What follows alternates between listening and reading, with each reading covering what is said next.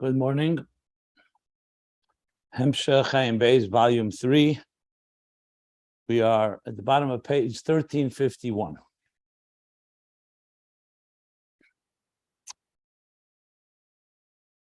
On the previous page 1350, we began after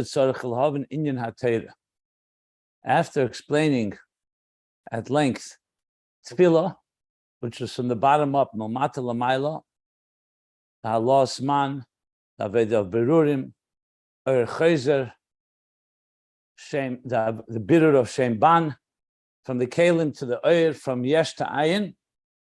So now he says, let's understand what Torah is. Torah is from the top down, from Ayin to Yesh. Shem Ma. So it begins with divine revelation, and it comes down to transform the Yesh below, as he explained. So to understand this, the Rebbe Rashab said, let's begin with the Pasuk, K'ner mitzvah v'Torah oir. That mitzvah is compared to a ner, to a candle, and Torah to oir. We also find that, so in other words, by understanding what a mitzvah is ner, we'll understand how Torah is oir. And oir, of course, represents mamay lamata. Oir is revelation. It's not beginning with a keli from the yesh, from the cheshach, from the darkness to the light. It's the other way around. So to understand that, he said, neshamas are also called ner. So we need to understand neshamas, the ner of neshamas, ner Hashem, nishmas Adam. The flame of God is the soul of a man, of Adam. Additionally, there's also something in common between neshama and Torah. They're both called Adam. So we need to understand what's the difference in the Adam, the structure of how Torah manifests in the structure of Adam, and how neshama manifests in the structure of Adam. Mara Adam.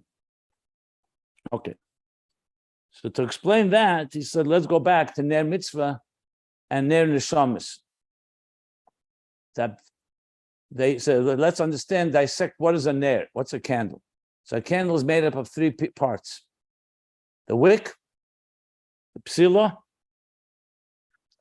the shemen, the fuel, the oil, and the oil that it generates, the flame, the light. So what are these 3?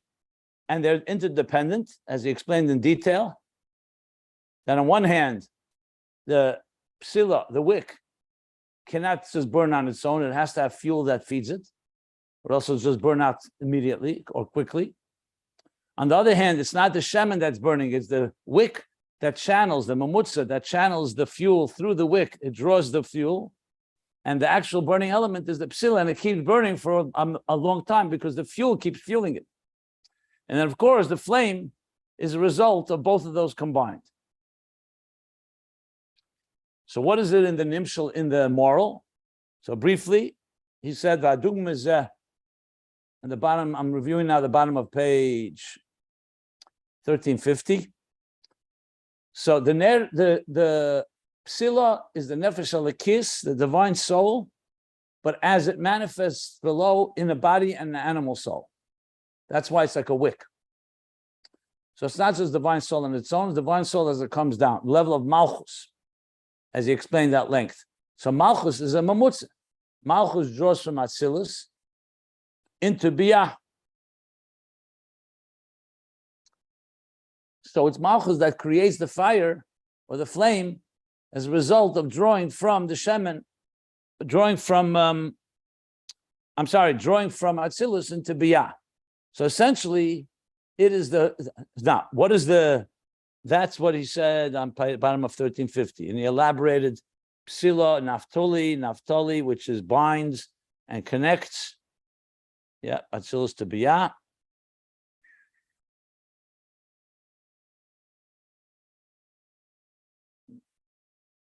Just looking to see if anything's important here.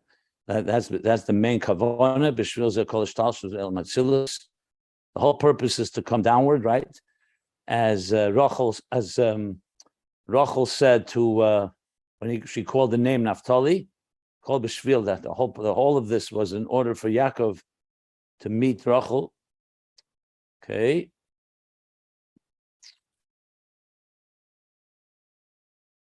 That's the psila, the wick. What is the shemen? The shemen is the wisdom or the intelligence of the animal soul, the chokhmah or the seichel of the nefesh habamis. So through the divine souls entering into the animal soul, and through its contemplation and a stimulation of midas, of love and reverence of God, it also transforms the nefesh habamis into becoming a fuel that also fuels this love, that also fuels this connection to godliness. So the flame that's created, the divine flame, is a combination of the divine soul as it's drawing from the fuel of the animal soul. As he explained, and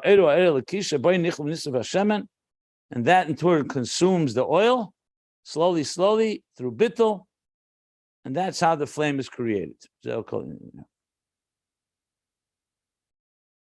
the last words we learned, this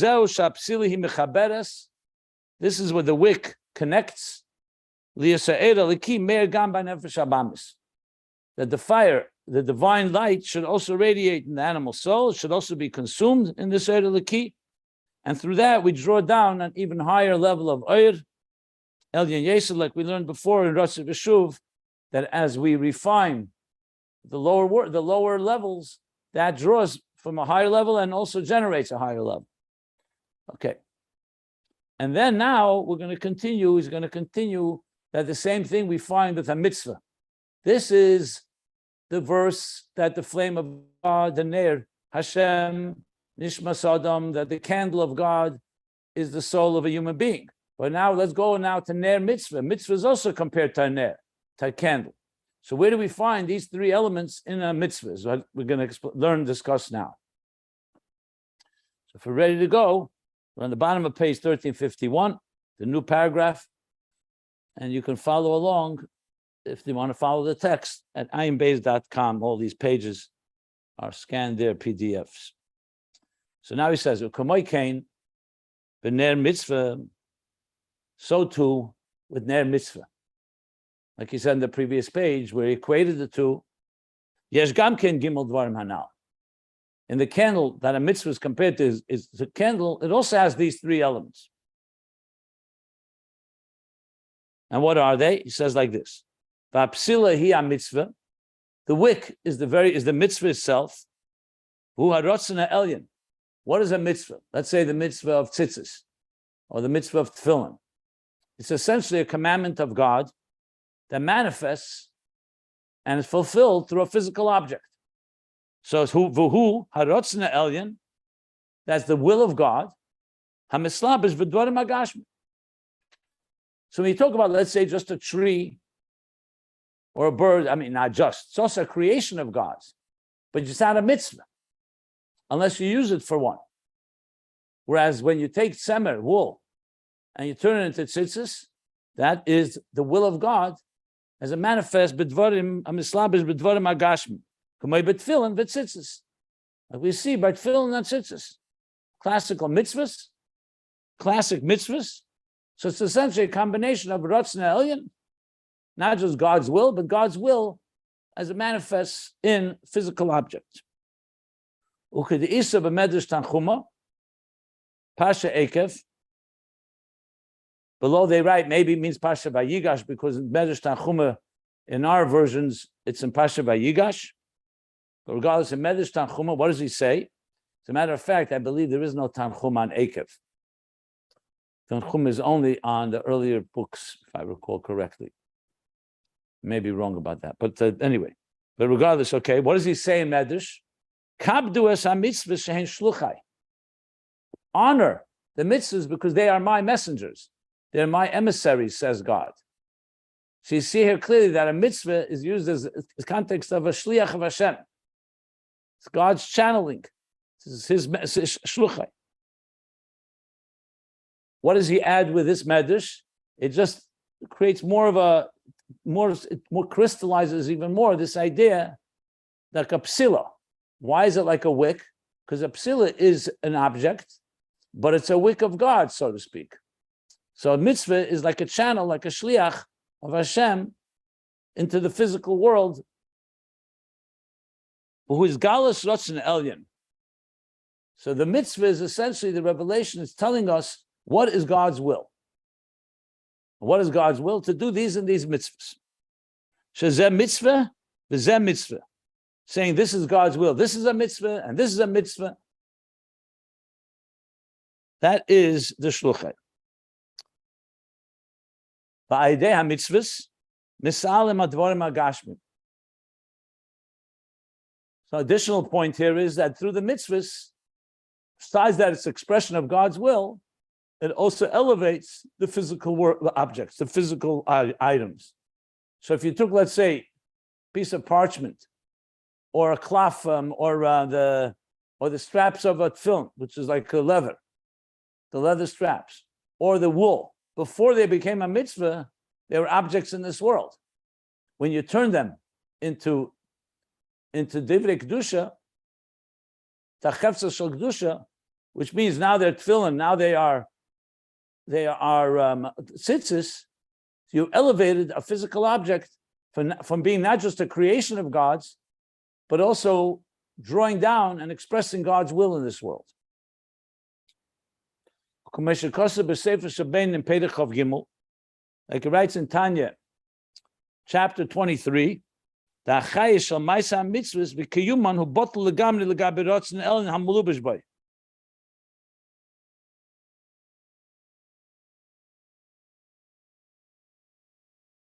the vitality within Maisa mitzvahs, in the action of doing mitzvahs, and kiyumon, the action and their and fulfilling them, is botl legamri gaberotzen elyon. It's completely nullified, and all it is a transparent channel of God's will, hamalubish boy, that manifests within, v'naslei mamish keguf l'neshama. So here's a piece of wool that's not yet tzitzis. When you take the wool and put it and make it into tzitzis, and make a blessing on it, and you wear them as tzitzis, that wool has now become transformed into being a guf, a body, to the soul of the divine will. Simply to just really capture the imagery of what a mitzvah is. So it's not just you're doing a mitzvah with something and that's that. It's not just on the person. The very object becomes a keli, or he calls it a guf, l'neshama, as he says. So without mitzvahs, you'd have a world that's a neutral world. We're not talking about anything going against God's will, but it's a neutral world filled with daimim, tzemeya, chaim, medaber, mineral, vegetation, animal. What a mitzvah allows us to do is to take a physical world and allow it to become like a vehicle, a channel, a shliach of God's will in this physical existence. V'chein halavush hachitzon shel hanefesh halikis. That's continued to quote from Tanya. This is all from Tanya, chapter 23. So it becomes keguv l'shama, and also like a garment. Next page, 1352, like an outer garment of the divine soul. So the divine soul, as we learned earlier in Tanya, is chelik elikam mal mamish.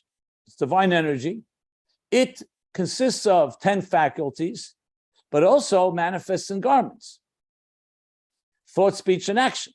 So when the nefesh halikis is doing, when a person does a mitzvah, the nefesh halikis is also being dressed. Besides it being a keli, a body, and a vehicle for the divine will, the mitzvahs also become an outer garment for the nefesh halikis. The nefesh halikis is expressing itself through these mitzvahs.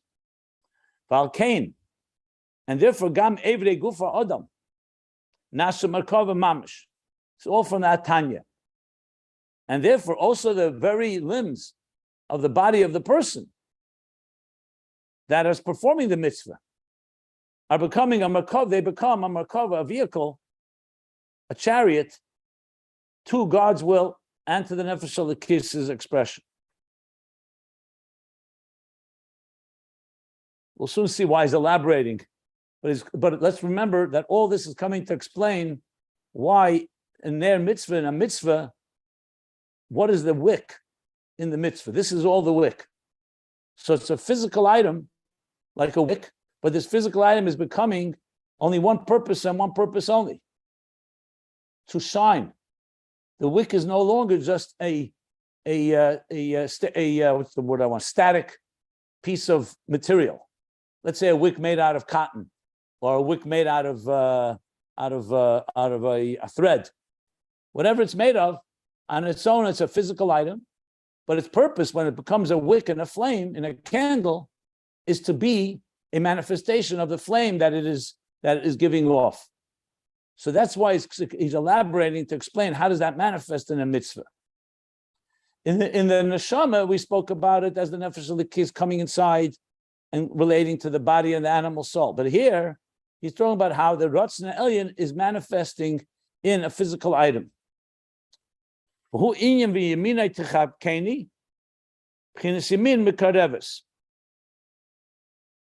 Is this also in Tanya? I don't think so. I don't remember now. Anyone have a Tanya handy? Tanya. Okay, regardless, he says like this. Yemina techapkeni, it means, and with my right arm, yeminai. And with his right arm, techapkeni, you should embrace me. Chibuk, an embrace. So he says, this is what a mitzvah is. Like an embrace. That the Eibishter is embracing us with his mitzvahs, which again demonstrates this point that you have the divine manifesting itself in an embrace of, to the point that we become a merkava, a channel, an expression of godliness. Who? And this means shagili milmaila shabemaisa mitzvahs has a mekad of kol advarim agashmi. You mean mekareves, that with the right arm you bring someone closer because you like embrace them and draw them to you. So he says that what is the point of that? That the gili milmaila shabemaisa mitzvahs, the revelation of the divine from above, in the action of mitzvahs, which is what? You're fulfilling God's will. This is mekarev.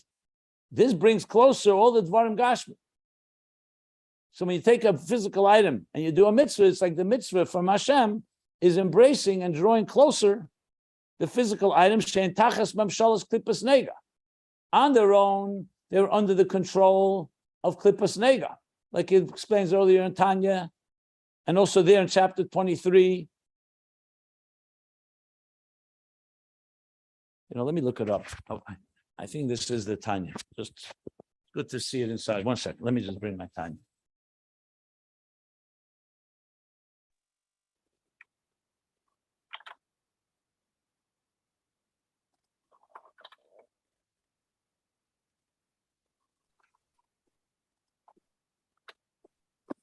Okay.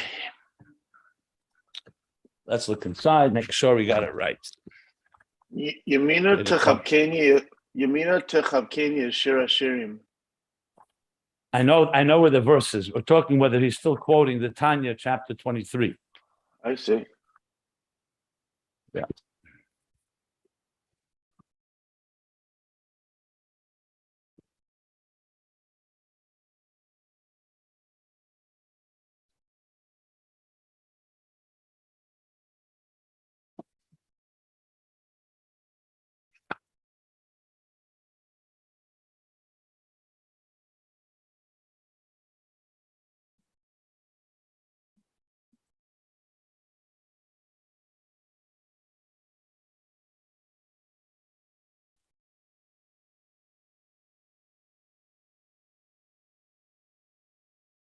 Yeah, I thought so. Okay.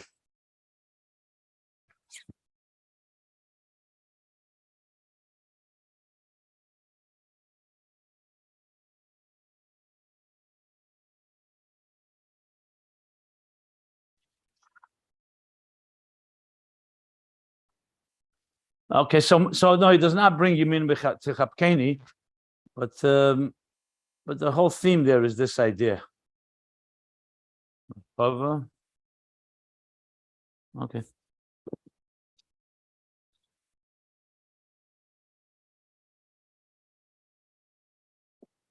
So that's why it's like Yamin Mekarevis. It's like when you draw someone close to you, that's what a mitzvah does. it takes physical objects that on their own are klippus nega, like explained earlier in Tanya. What's klippus nega? It's not gedusha, which is holiness, which is like a mitzvah. It's not shalosh klipsat meis, which is forbidden. It's neutral, like wool, tzemer, or like leather. On its own, klippus nega, under the control of klippus nega, but through the mitzvah, you're makar these physical items. They become encompassed and included through the mitzvah into godliness. Okay. All explaining how this is like a psila, like a wick. Begam, additionally, yeshba mitzvah sgula pratis. A mitzvah has also a particular virtue, a particular quality, an ability, lahalis and nefesh habamis. So till now we've been talking about manifesting the divine will and being a garment for the divine soul. Now he's also saying that a mitzvah also has the capacity to elevate the animal soul, l'kashra be'erein sof baruch hu, to bind it and connect it with erein sof baruch hu. So it looks like he's starting to connect it to the interpretation of the psila that we spoke about before with Naphtali, with the connection, that it connects the animal soul as well to the divine. We'll soon see. Kaponim. So this is all that he explained with the psila. V'hatera. Okay, it's interesting. He's going back now to Torah.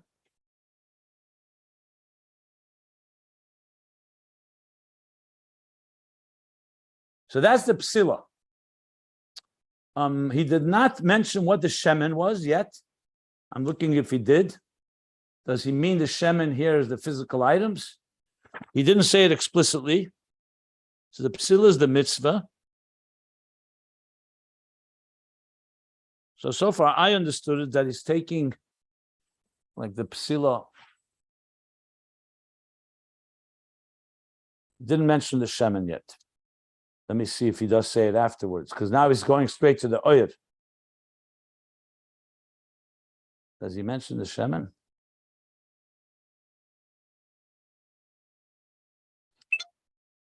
Rabbi Jacobson, is it fair to say that it's just like it says that it says the animal soul, the wisdom of animal soul, when it comes to the other aspect, this could be the spark within the physical that needs to be elevated. Could that be said? I'm not even there yet. I'm trying to understand simply the literal interpretation of what he's saying here. So let's leave that question for later. I don't see how that's going to help. I'm just trying to see here if he spells out what the shemen is.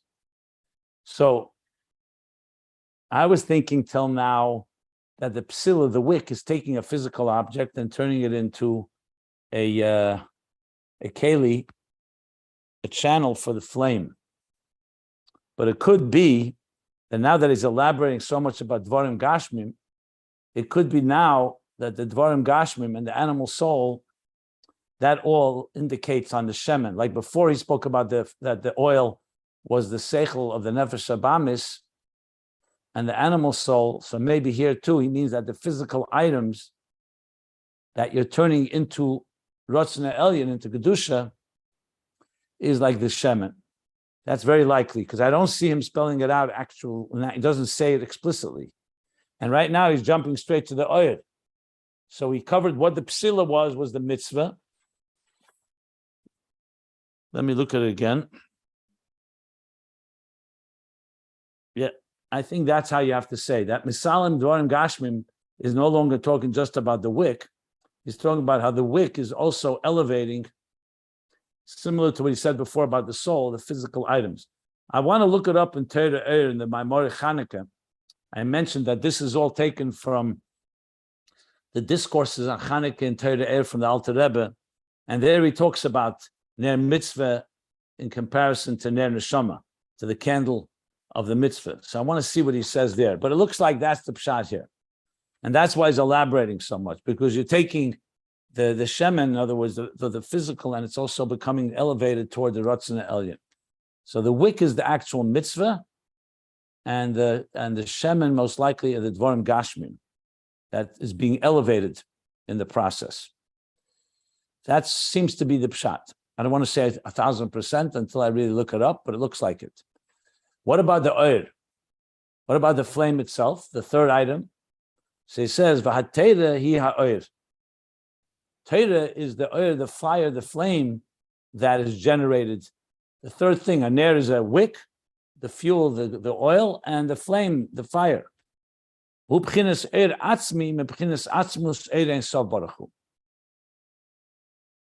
And that's an eir atzmi that comes from atzmus ein sof baruch hu.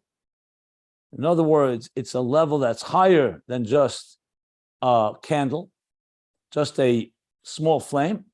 You're talking about an eir atzmi, like we learned earlier, because Torah is coming down from above, l'mayla lamata.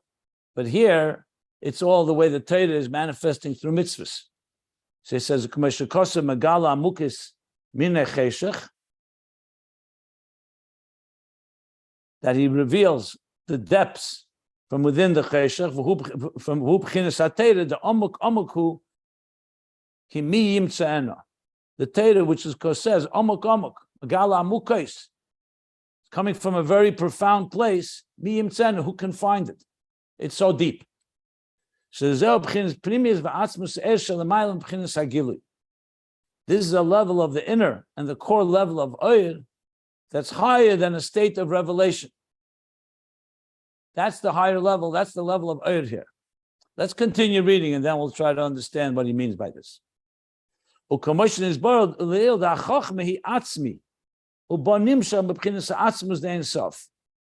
learned earlier in Ayin Beis, the chokhmah, and Torah is equated with chokhmah here, is a atzmi,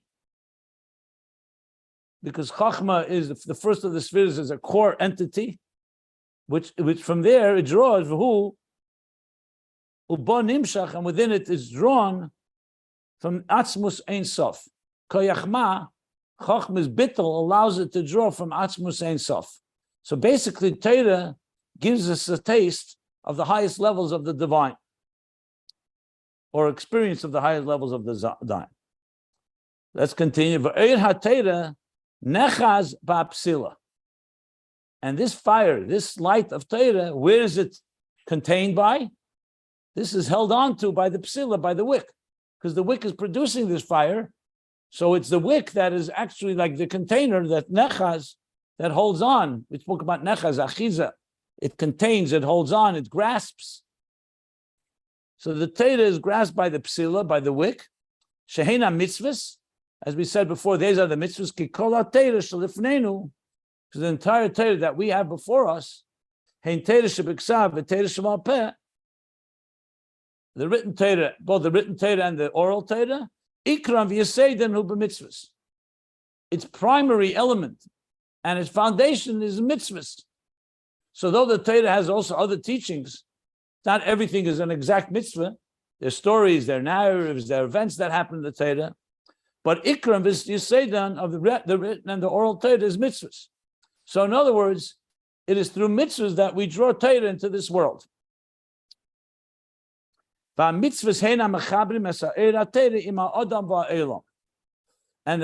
are the forces that attach and connect the light of Torah with a person and with the world. In other words, if the Torah was just telling us God's wisdom and it didn't have actual mitzvahs for us to perform in this material world, so it would be far more of a spiritual experience. It's the mitzvahs that connect the Torah with the human being and with the world, which is exactly what he said before about the wick. Connects the shemen, the fuel, with the fire, with the flame that's burning, which is the oil. So here it seems like that you'd say that the shemen then is the adam and the oilam. Okay, which is correct. So the objects of this world and the human being, the nefesh elokis, nefesh habamis. Yeah. So even without spelling it out, it's pretty clear that oir HaTorah is the oir, the mitzvah is the wick, and shemen is the adam and the oilam, as they are in this material world. That's what it looks like here. Again, he doesn't say it explicitly, but it's pretty implicit. V'hu, And this is that Shanefesh Abamis, that the animal soul, v'chol hadvorim, and all the physical objects of this world, nichlolim ba'ir haTorah. They're encompassed in the Eir of Torah. V'hainu, I'll explain this out. I'm going to read till the end of the paragraph and then I'll explain. V'hainu, this means shaseichel hativi, that the natural mind and intelligence of the animal soul, mishapech, mamish, mahofuch el hofuch, the mamish gets transformed from one extreme to the next. V'seichel anushi hamusik v'seichel, chachmas haTorah, chachma lekiz, b'chinas chakim v'lei b'chachim yediyah. Let me read that again. V'hainu shaseichel hativi mishapech mamish, mahofuch el hofuch, v'seichel anushi.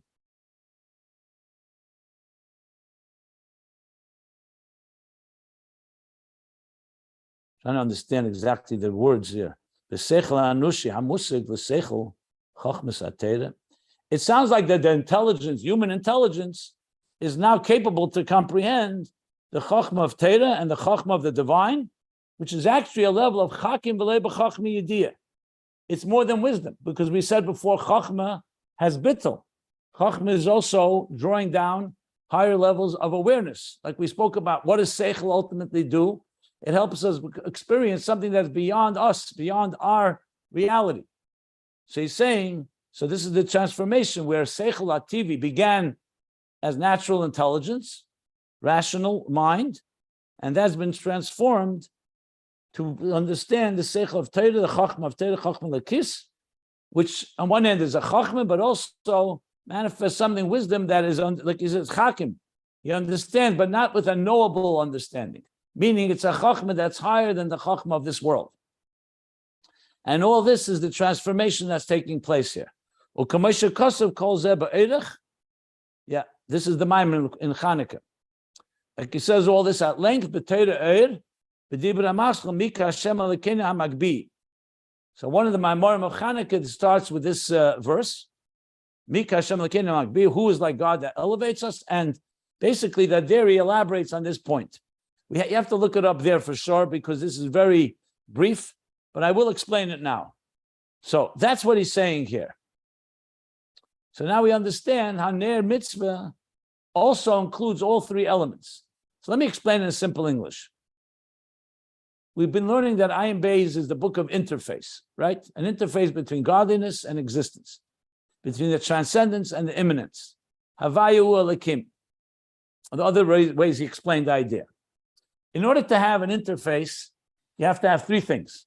The higher level, the divine, godliness. You have to have the lower level, which is the human being in the world.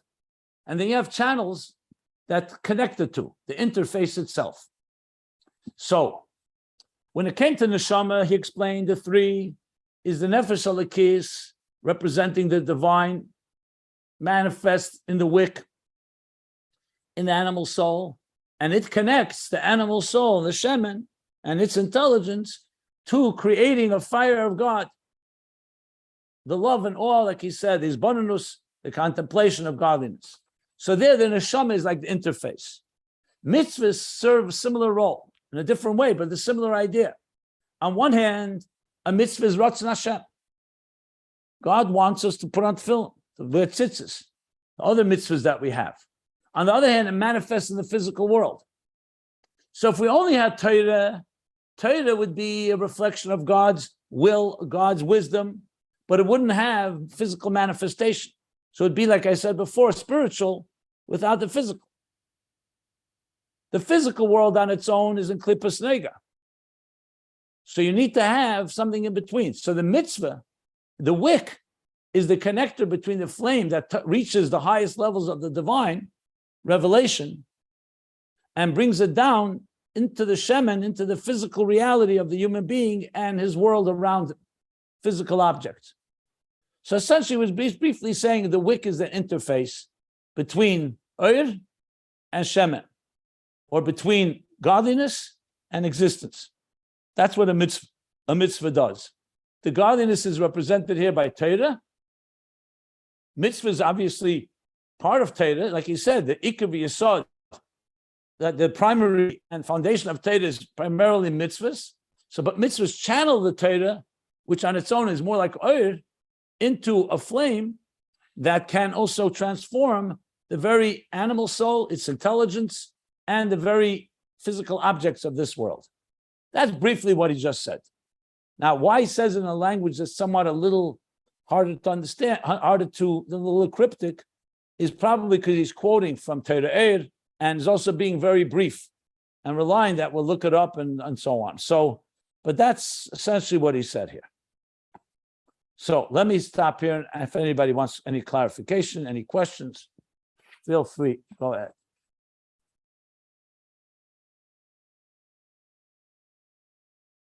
Or it's all clear, then great.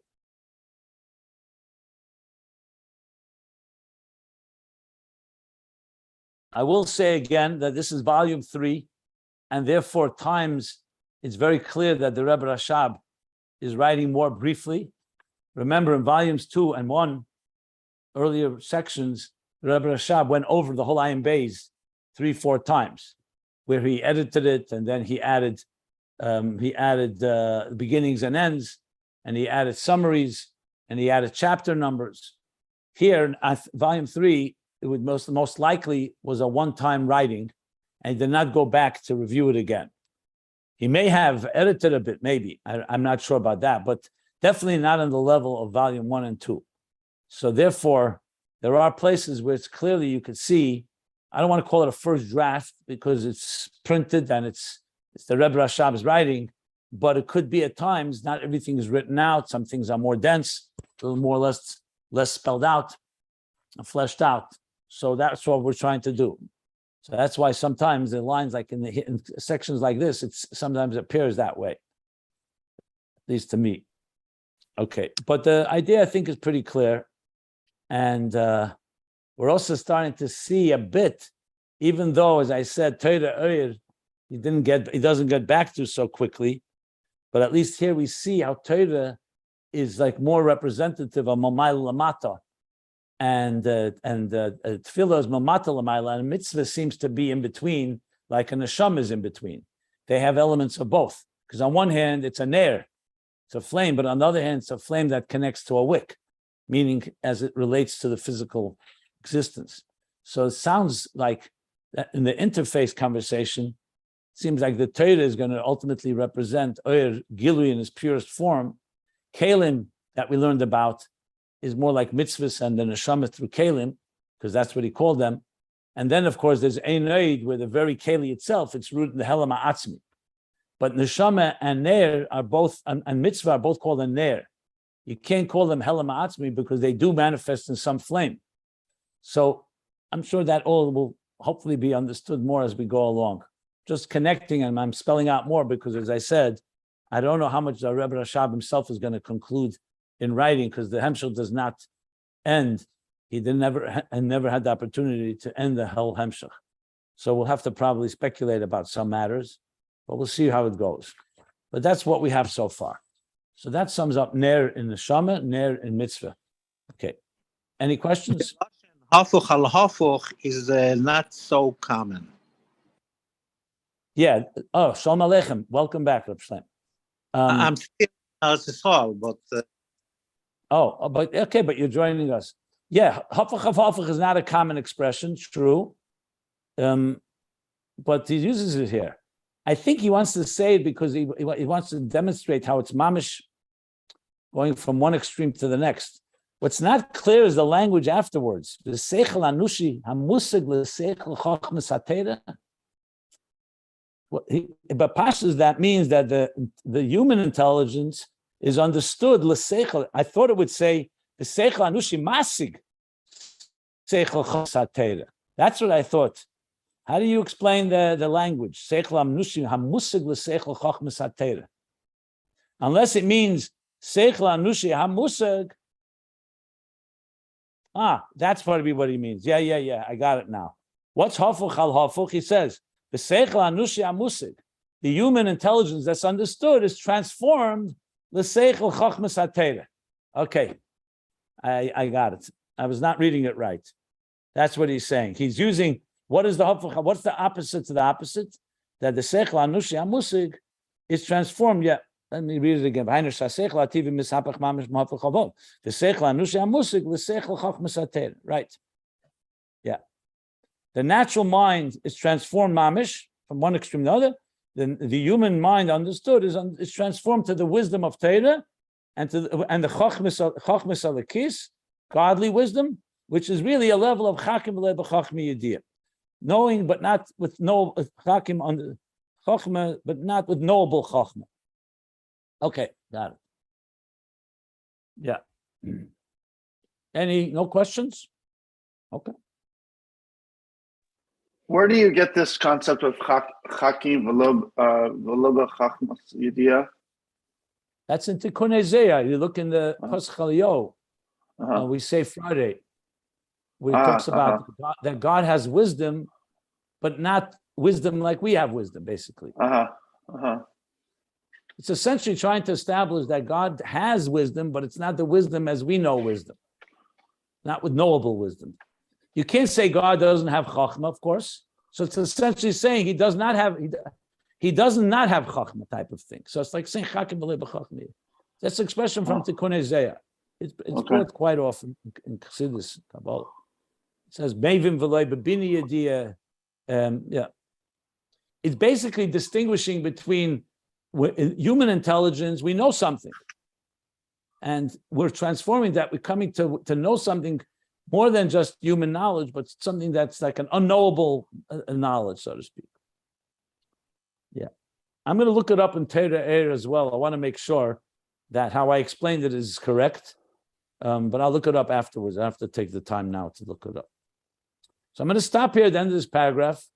Now, just to give a little introduction, what we're going to learn next, he's going to begin a long section where he's going to talk about different levels of Oyer.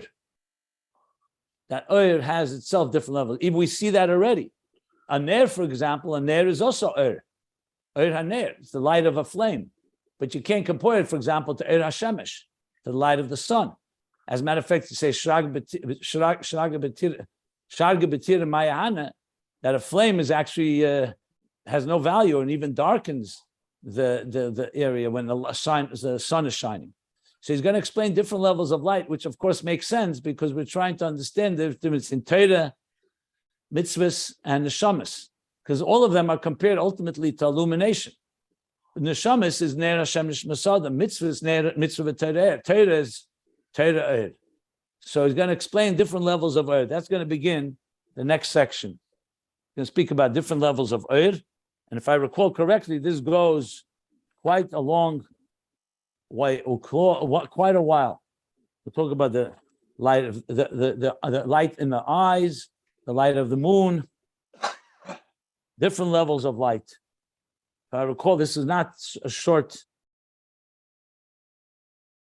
Yeah, this is going to go for a while, but this is good. And keep in mind, all this is coming ultimately to explain Torah. That's how the whole section began. Ma'atet tzarich lov and inyan Torah. So even though he's talking now about neshamas and mitzvahs, but Torah is going to be a very prominent part of what we continue to learn. And we'll see how it develops. Okay? Maybe that's what it means, the Hafuch al Hafuch, that the real Chochmah is not the Chochmah Yediyah. The way that Seichel is by us, but the way that the oil is... That's possible, yeah. Yeah, that's possible. Why he uses that word? I would like to see Torah Eir. Maybe in Torah Eir there's a language like that. That's why I want to look it up in the source. Could be he's quoting from there. Okay, so let's stop here. End of the paragraph on page 1350.